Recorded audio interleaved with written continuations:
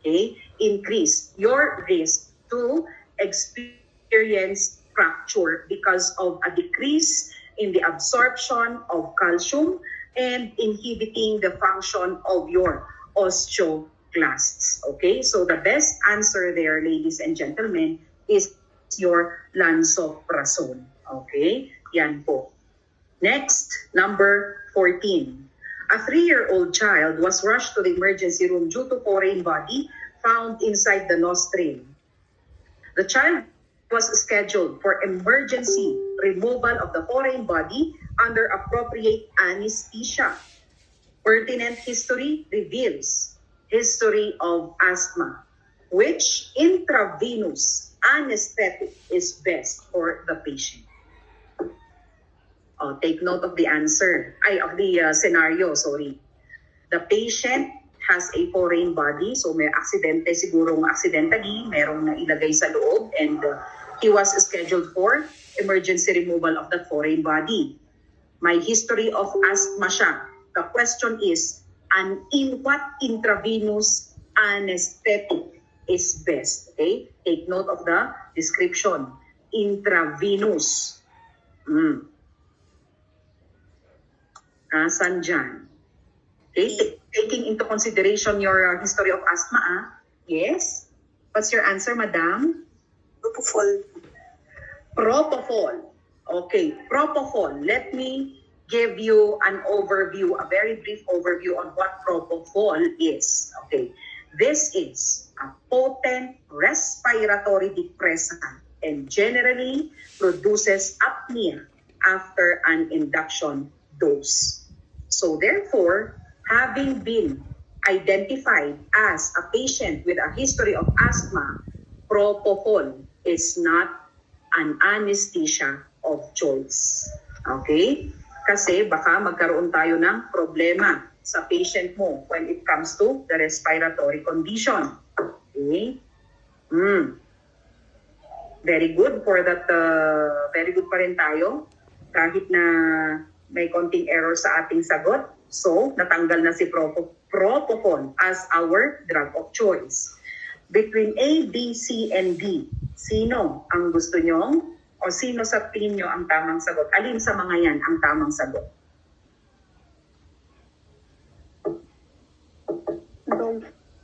Dog. Okay.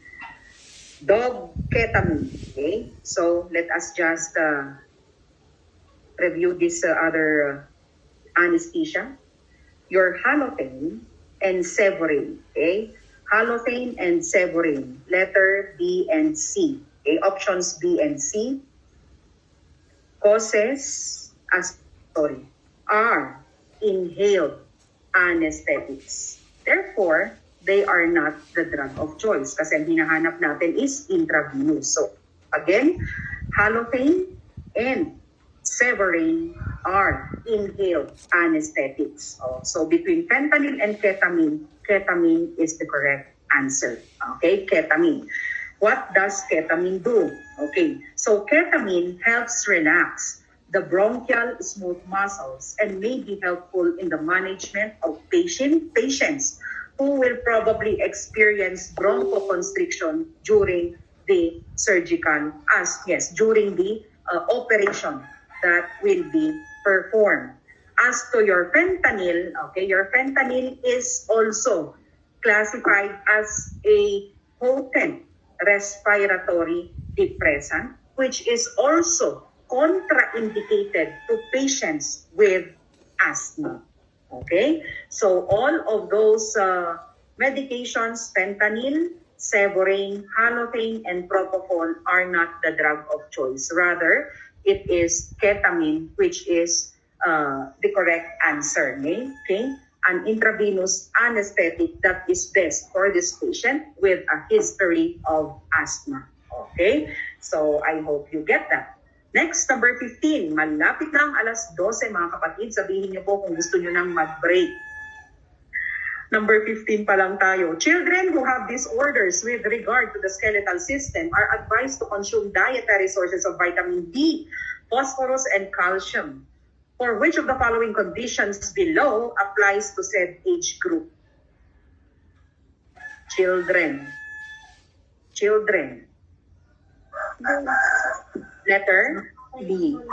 Bravo, very good. The presence of rickets or osteomalacia. Okay, osteomalacia. Osteomalacia or osteomalacia. This is a term used for the adult people, no? But for the kids or for the children, we term it as rickets. Okay. So letter B, the presence of rickets or the softening of the bones of kids are due to the insufficiencies, no, of vitamin D, phosphorus, and calcium. That is why, as young as we are, how many years ago, we are encouraged or advised to take in foods with high vitamin D content, phosphorus, and calcium. So for us to avoid, of course, the possibility of acquiring this ailment known as your rickets kung nung bata pa tayo. Pero ngayon, osteomalacia. So at least, aware tayo na with this condition, our bones can become soft and weak. So if these bones will become soft and weak, especially for the kids or for the children, it can actually cause bending, okay? Bending of or bending or bowing of the legs or lower extremities of the kids more easily than normal. Okay, so kung nakita nyo po ang patients or kids with rickets, they have a bowing, hindi ko alam, bended. Okay, parang C-shape yung kanilang lower extremities.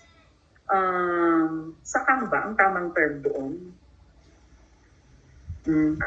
Rickets. Hindi ko sure kung tama bang gamitin ko yung term na yon. Pero sa medical side, we make use of the term rickets, no? When there is bowing of the legs or bending of the lower extremities because of the deficiencies of these particular elements and vitamins. Okay? Ayan. Next, number 16. The nurse will be giving health teaching class regarding osteoporosis to 60 to 80-year-old women. They would manifest correct comprehension of osteoporosis if they will express understanding on which of the following statements. Naintindihan nila ang health instructions mo, your health teaching, okay, among these age groups. If, what statement will they be telling you? Dog, very good. It is a disease manifested by the presence of porous and brittle bones. Therefore, pag meron kang ganyan, then you are prone to fracture. Okay? So, yan. Next, number 17. Which of the following drugs can have an effect of lowering the calcium levels on menopausal women? Okay? Tayo mga kababaihan, we are very prone to this. Sooner or later, which of the following drugs can have an effect of lowering the calcium levels, further lowering the calcium level of a menopausal woman? Is it Tylenol? Is it a vaccine? Is it your corticosteroids or chemotherapeutic drugs? C, Champa. Very good. C. We have corticosteroids, anticonvulsants, and immunosuppressants. So these drugs have the potential to cause changes in our calcium and bone metabolism. So what will happen if these activities in our bones would be affected by these drugs? It can lead to decrease in bone mass, therefore putting us at a higher risk of osteoporotic fractures. Okay? So the rest, they do not have a direct action on our bone mass, not even in our bone mineral densities. Okay? So letter C is the best answer. Next, number 18. Gout is the accumulation of uric acid crystals that accumulate from the inside and around the joints, resulting in reddened, swollen joints. Which of the following would be considered when giving the client health teaching?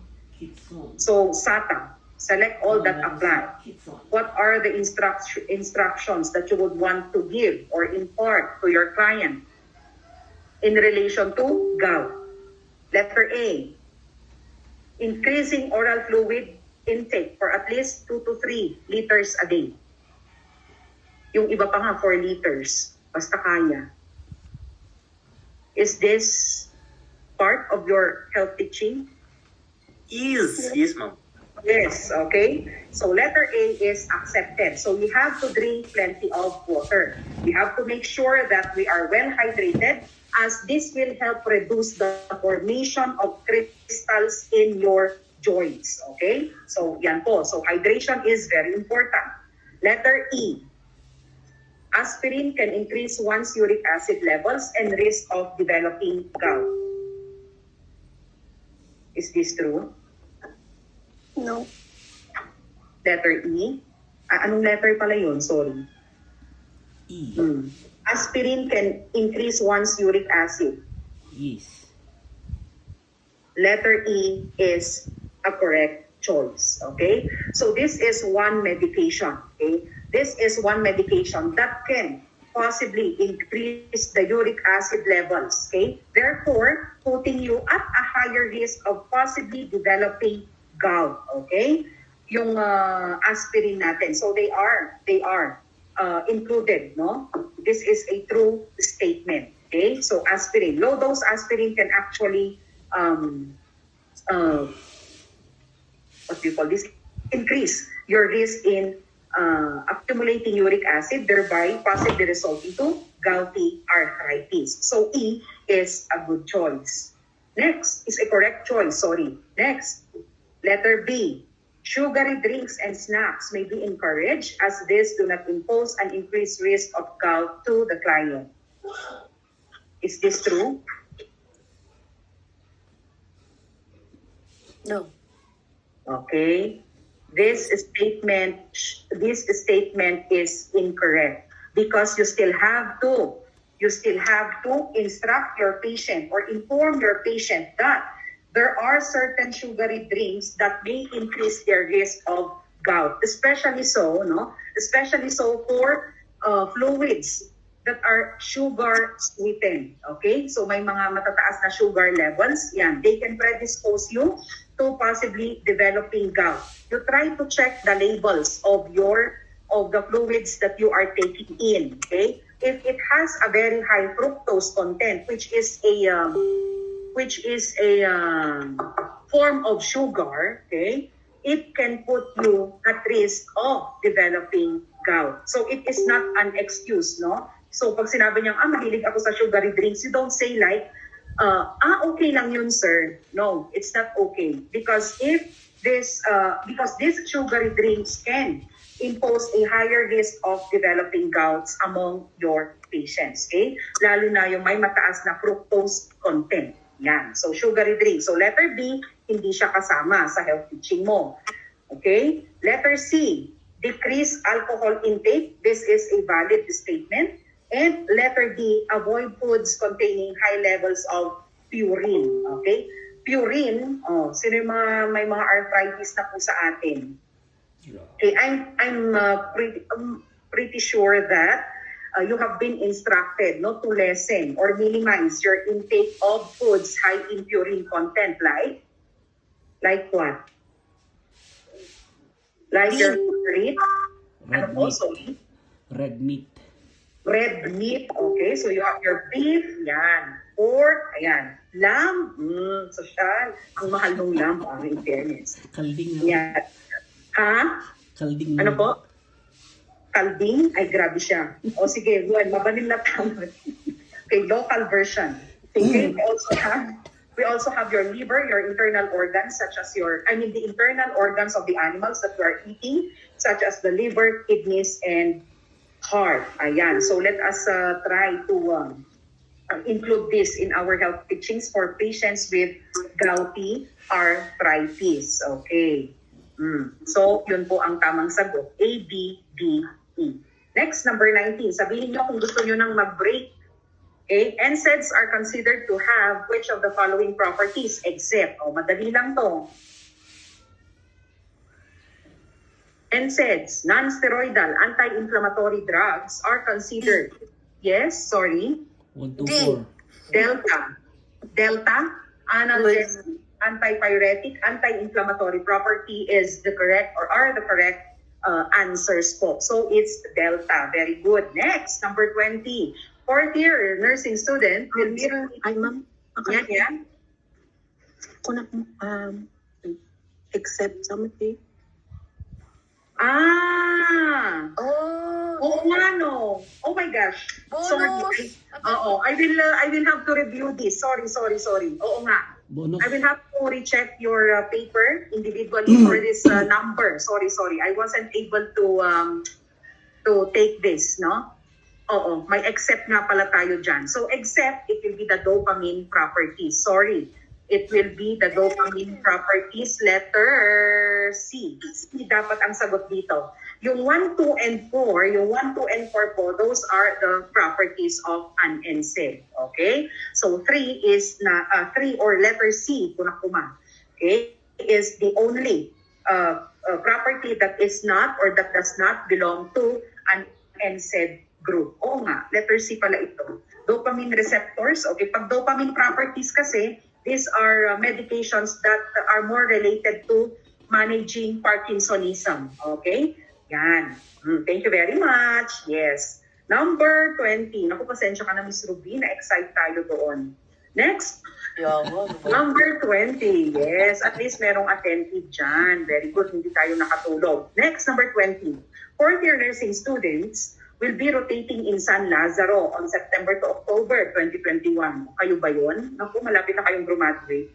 They are advised to take chemoprophylaxis a week prior to their rotation to prevent acquisition of a blood-borne disease. Which drug is recommended for this purpose? Okay. The answer here, my dear classmates, is not B, C, D. It will be a doxycycline. Okay? So if you are supposed to receive a chemo prophylactic drug, okay, in order to prevent you from possibly acquiring a blood-borne disease, particularly your leptospirosis. Okay? Kasi ito ang mga common na illnesses diseases that you can acquire in these specific areas, no? So doxycycline is the best drug of choice. So since flood-stricken areas are very susceptible to leptospirosis, as a prophylaxis, you are advised to take doxycycline. So what is the causative agent for leptospirosis infection? How do you call the causative agent for leptospirosis? Oh, Miss Anamong. Miss Anamong? Ma'am, Yes. What is the causative agent for leptospirosis? I forgot. Okay. Yes. Leptospira Theasis. interrogans. Okay? Oh. So we have your Leptospira interrogans. So this is the causative agent for your leptospirosis. Okay? So you can acquire this disease from contaminated waters, no? Contaminated from what? Urine coming from these rodents. Okay, baka lang itanong sa inyo sa board exam. Yan. Sa urine po yan nakukuha. Urine ng mga infected rodents. Next, number 21. A 65-year-old, gutom na ba kayo? You please feel free to tell me. Mukhang okay pa naman yata. Okay. Number 21. A 65-year-old woman has returned from a vacation abroad. Taray, parang si Miss Ruby lang ito. Sorry. Hindi ka pala 65, madam. Pasensya. Madam, 25 ako. Sorry. Yan. So, has returned from a vacation abroad, suffering from traveler's diarrhea. And her problem has not responded to anti-diarrheal drugs. A pathogenic gram-negative, okay, so take note of the clue, gram-negative bacillus is suspected, which is most likely to be effective in the treatment of this patient. Hindi siya nag-respond sa other anti-diarrheal medication. The physician suspects a gram-negative bacilli, which is causing the diarrhea. what could be the best treatment of choice or drug of choice for our patient. Okay, let's say for example letter A. Letter A, ano itong letter A? Ampicillin. Okay? Ampicillin. Ito kaya ang tamang sagot? Ampicillin, classmates? Siguro, ma'am. Siguro. Tama. Tama si Mr. Sino yon? Mr. Naku, hindi ko talaga alam. Hindi ko kayo mabobosesan, ha? Ampicillin may be a drug of choice. It can possibly be a drug of choice. Kaya lang, my dear classmates, your ampicillin is classified as a broad spectrum medication. So it will address, yes, pag broad spectrum kasi, it will address both gram-positive and gram-negative bacteria. Okay? Kaya siya tinawag na broad spectrum. But then, okay, since we are dealing with a gram-negative bacillus, it would be better or it would be best to identify a specific medication that will address the diarrhea caused by a gram-negative bacillus. So yun ang hanapin natin na medication. It's not the broad spectrum, pero kung broad spectrum lang siguro ang nilagay ko dyan, okay, si ampicillin. But it's not. We are looking for the best medication that will address the gram-negative bacilli. Kaya nga tayo gumagawa ng culture and sensitivity test, di ba? For us to be able to identify what specific drug will resolve the client's problem. B. So, disregard na po natin si letter A. Yes? B, ma'am. Bravo. Bravo, tama ba? Yes, ma'am. Okay, so ofloxacin is the correct answer. Okay? Ofloxacin is classified under fluoroquinolone. So this is a medication that can actually address a lot of gram-negative microorganisms related diseases, particularly in your urogenital areas and gastrointestinal tract. So if your patient or if the physician is suspecting now a gram-negative bacilli based on the presenting history of our patient, then ofloxacin is the best drug of choice. Okay? Ofloxacin is the best drug of choice. Walang gamot na sulfadiazine. Sulfadiazine, sana yan. Pero ang sulfadiazine, kahit yun ang ilagay ko dyan, mali pa rin. Okay? This will address bacterial infection, particularly on your wound. Okay? Yan. Very effective po ang ating sulfadiazine for... sige, sir. Grabe. Okay.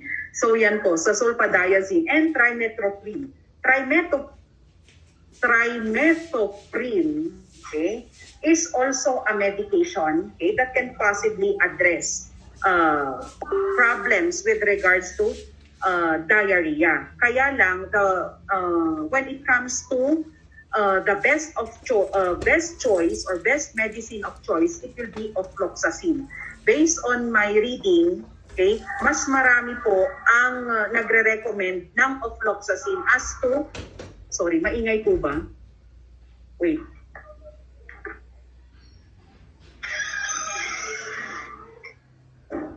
Yan. Okay, so as to the drug of choice, best drug of choice is still, based on the readings that I have had yesterday, ofloxacin is still the drug of choice for a gram-negative bacilli infection. Ayan, so yun lamang po sa number 21. Next, biogesic. Okay, biogesic is considered an acetaminophen medication. Was taken by Mr. long ago. Which of the following property is not present in this type of drug? So this is very basic.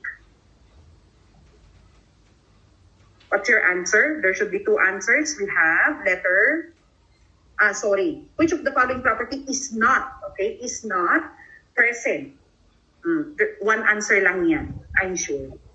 C. Letter C, anti-inflammatory. Okay, so again, biogesic is classified or yes, has the properties or have the properties analgesia and antipyretic except for anti-inflammatory. So the best answer here is Charlie.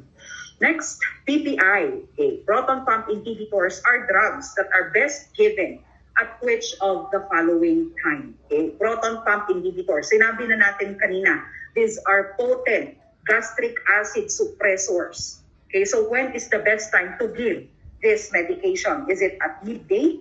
Letter B, after having a heavy meal, given with food, before meals, before bedtime.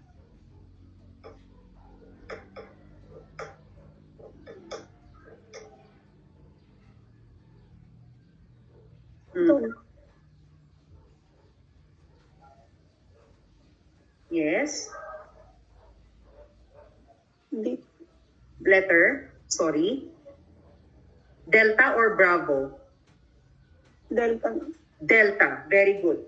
The PPI is given before meals. So remember that this class of drugs or this classification of drugs are used to help relieve heartburns or acid refluxes or stomach ulcers by decreasing, reducing the stomach acids which can further aggravate or cause additional injuries to the gastric mucosa or lining. Okay, so in order for us to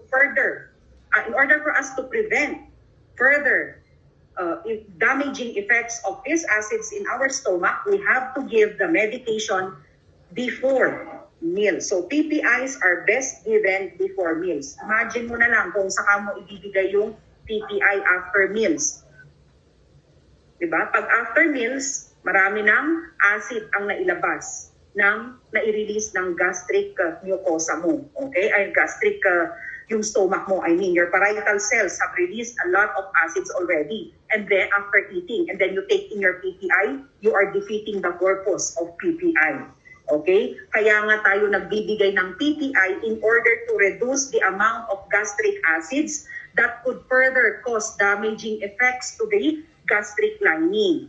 So it is always best for you to administer the medication before meals. You are defeating the purpose of PPI if you will give that after meals because you already expect that after meals, mo ibibigay, there is already an increased levels of hydrochloric acid in your client's stomach.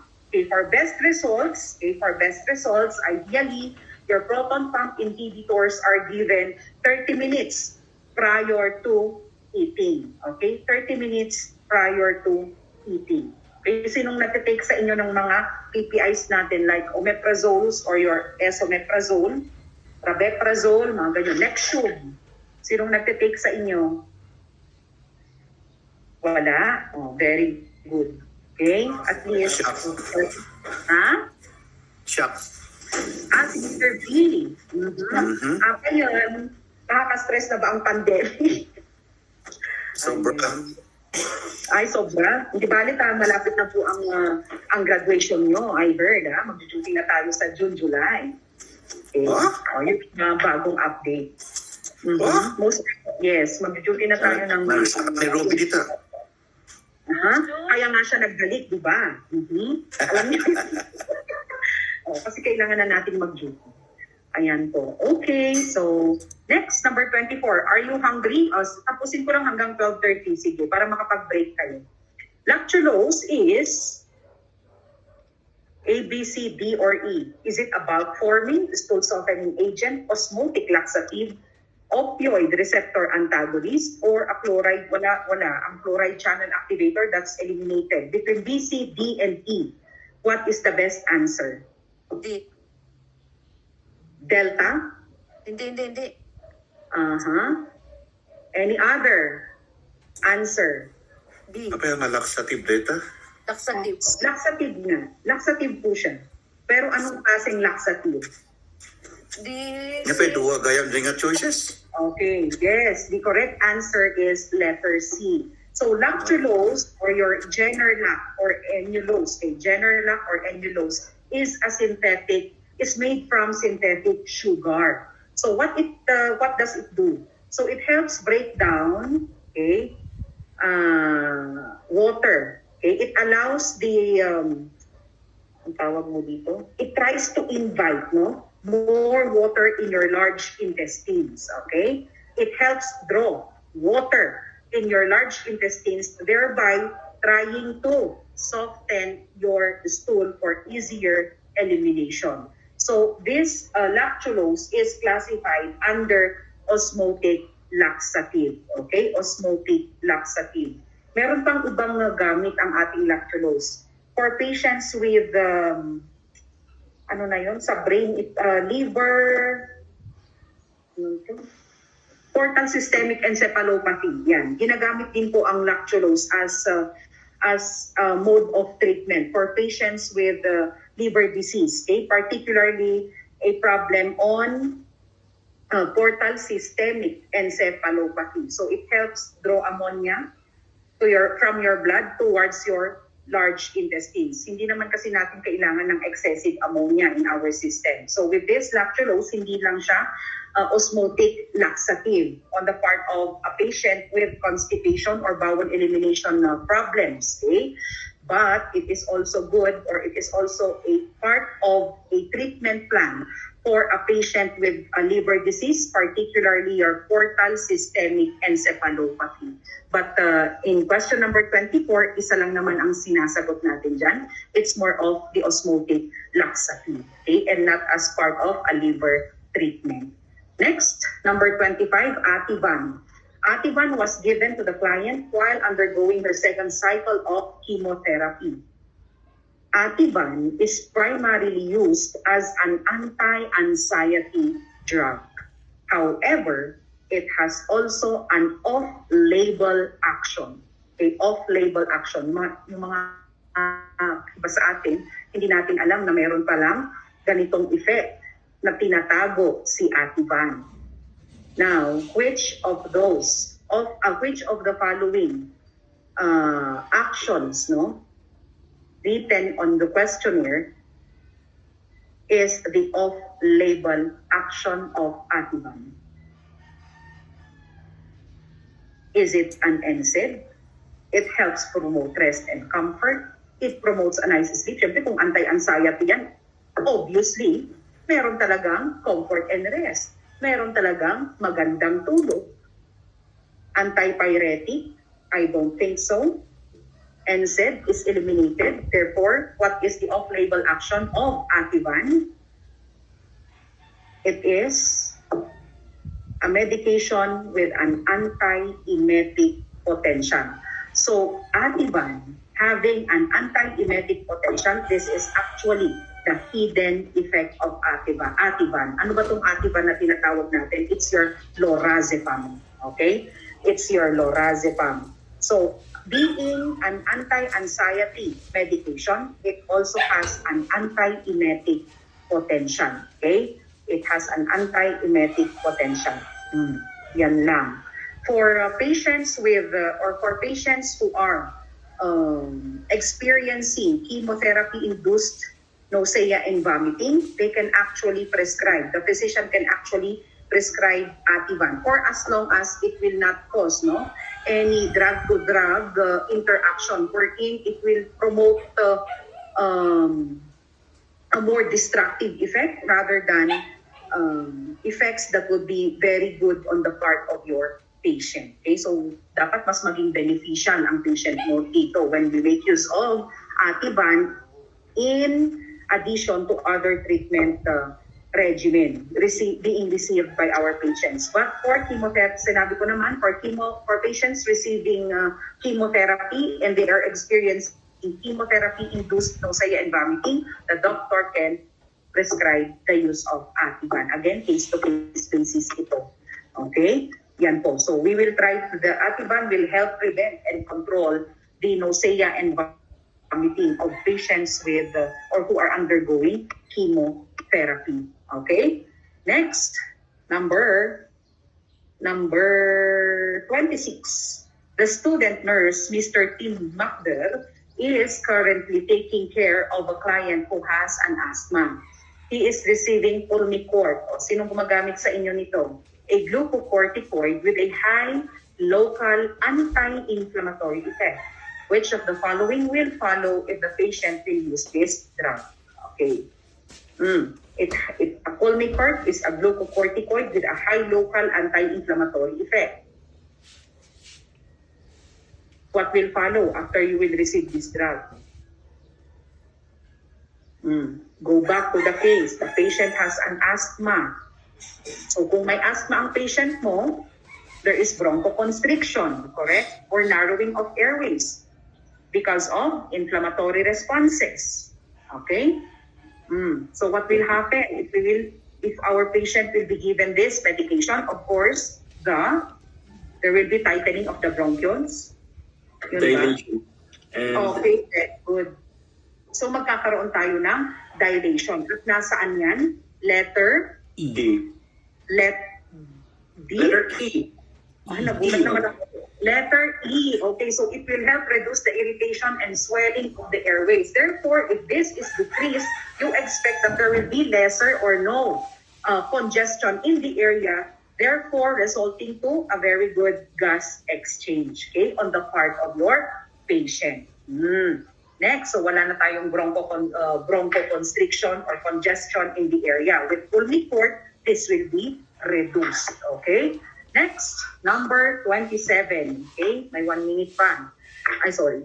If ketamine is used as the sole anesthetic in the attempted reduction of a dislocated shoulder joint. So ketamine is, ano ulit? Anesthesia ba to? O mga anak, ano na ulit ang ketamine? Anesthetic drug. Yes, ma'am. Okay. If ketamine is used as the sole anesthetic in the attempted reduction of a dislocated shoulder joint, its action will also include respiratory depression. Hindi po. It helps relax pa nga the smooth muscles of your respiratory system. So respiratory depression is not included. Hypotension. Bradycardia. Hypotension. Okay. At sarap. You listen. Oh, tama, dagdag katawa. Okay, so what is ketamine? So this is the medication that can be prescribed by a doctor, of course. Is a medication that is used to Analgesic. induce loss of consciousness or anesthesia. Pag may anesthesia, may nararamdaman ka ba? Actions. Wala. It's Di ba wala? Nare-reduce ang sensation natin. Tama. Nababawasan yung alin? Pagmamahal. Ay. Nga, Mr. Abad, ano ba yan? Mr. Abad, ano ba yan? Muscle rigidity. Analgesia.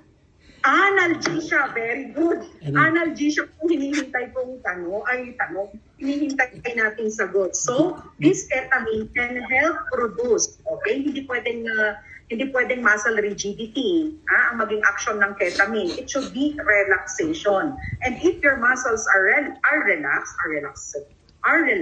you expect that there is also a relief from pain and spasticity. Okay, so the best answer in number 27 would be Charlie. Okay, that is the correct answer, my dear classmates. Okay, next. Mr. Abad, dahil sinagot mo ay pagmamahal, ang number 28 ay para po sa'yo. Okay, while doing nursing care, Nurse Jenny Talia, asa na yun, advised Mr. Potong to quit smoking as he is taking Santin. This is so for which of the following reasons? Okay. You advise your patient to quit smoking because you are taking Insantin. Bravo. What is the best answer? Why do you advise this guy or this patient to quit smoking while taking in the medication?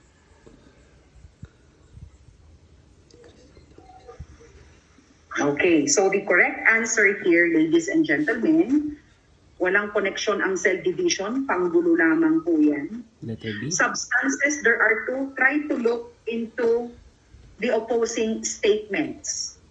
Okay? Opposing statements, saan dyan? Decrease and increase. Decrease. Decrease the metabolism of santin. Yes, wait lang. substances in the cigarette will increase the metabolism of xanthine. So sabi ni Mr. Abad, the answer is B. Okay? I say the answer is E. Okay? Bakit E? E. Oh. Substances that are found in the cigarette, substances that are found in cigarettes will increase the metabolism of xanthine in your liver. Okay? Kasi yung liver naman talaga natin, ang major organ when it comes to metabolism of the food that we take in and inclusive of the medications that we take in. Now, once there is an increased metabolism of xanthines, it can cause 3 major adverse effects on the liver. Okay? So it will cause 3 major adverse effects. So these are negative effects, no? When the patient is smoking and is taking in xanthines, dapat tumigil siyang manigarilyo. Why? Because this smoking or the products or the substances that are found in your cigarette will increase the metabolism of xanthines, causing now toxic effects to your hepatocytes, oncogenic. Okay, so it becomes it could facilitate abnormal growth that is related to malignancy and immunological effects. Okay, some of the other effects of your xanthine is bronchospasm, especially for clients with COPDs. Okay? Yan. So para maiwasan natin yung chances that we will be developing immunologic problems, cancer, yan, and other toxic effects of the xanthines, once the client or if the client is smoking, then we should tell him not to continue smoking or abstain muna si sir or si madam sa paninigarilyo. So who among you smokes here? Ayan. For the sake of health promotion, iwas-iwas muna tayo sa yosi. Okay? So gutom na ba kayo? Yes, ma'am. Okay. Opo, si Mr. Abad lang ata ang gutom. The rest is still active.